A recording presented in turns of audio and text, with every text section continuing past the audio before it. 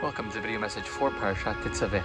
In this week's Torah portion, we read about the clothing of the Kohen Gadol. And one of the clothing that he had was the me'il. And the me'il, the bottom of it had, on its seam, it had a pomegranate and a bell, a pomegranate and a bell, pomegranate and a bell. So that when the Kohen would walk in, it would make noise. Now our sages say that it atoned for the sin of Lashon Hara.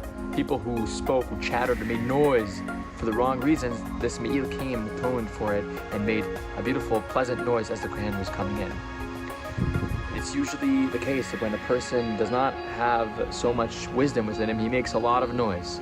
As they say, Istris balagina kish kish karya. The Talmud says, an near empty tzedakah box makes a lot of noise when you shake it. There's 1 or 2 coins in there. But when it's full, it does not make a lot of noise. A person who does not have a lot of wisdom, he has to make a lot of noise to compensate for that.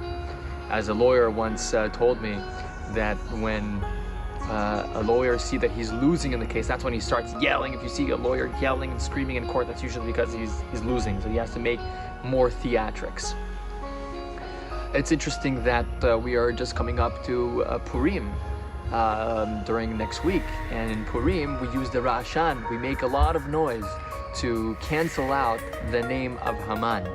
Haman is that type of fool who made a lot of noise for no reason. He spoke out of turn, as the Midrash speaks about when Achashverosh wanted to get some advice from his ministers, should we kill off Vashti or not? Haman, kafatz barosh, he was always the first one to speak, yes, you should kill her off.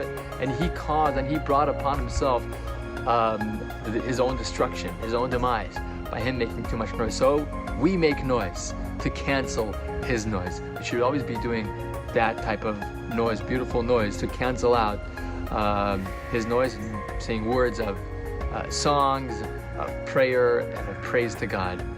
And remember that the most important thing really is to be silent and to be mindful. And once we are mindful and silent, then we could hear so much more.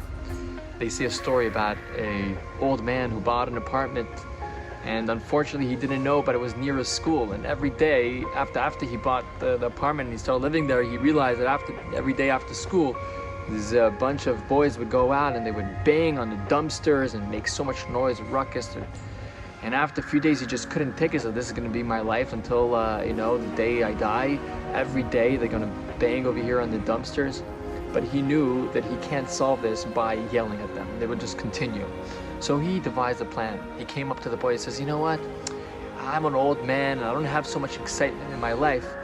I want to pay you each $5, you 5 boys, $5 every day if you bang really, really hard every day after school. Happily, they took the money, started banging away, and went home. The next day, they come over and the guy says, listen, guys, the recession is catching up. I'm going to have to reduce it $1 each. But, continue doing it. I really want you to do it.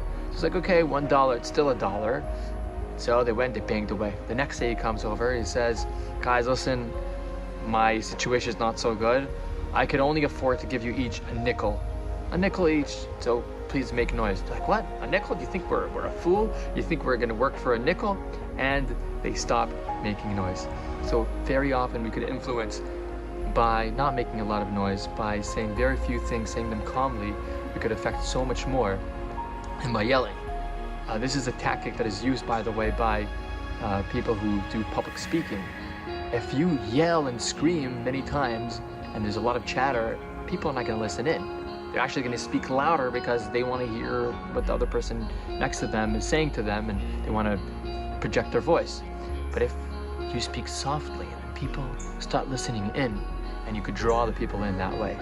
May we learn from here all these great lessons. You should have a beautiful Purim with lots of good noise and less of the bad type of noise. Shabbat Shalom.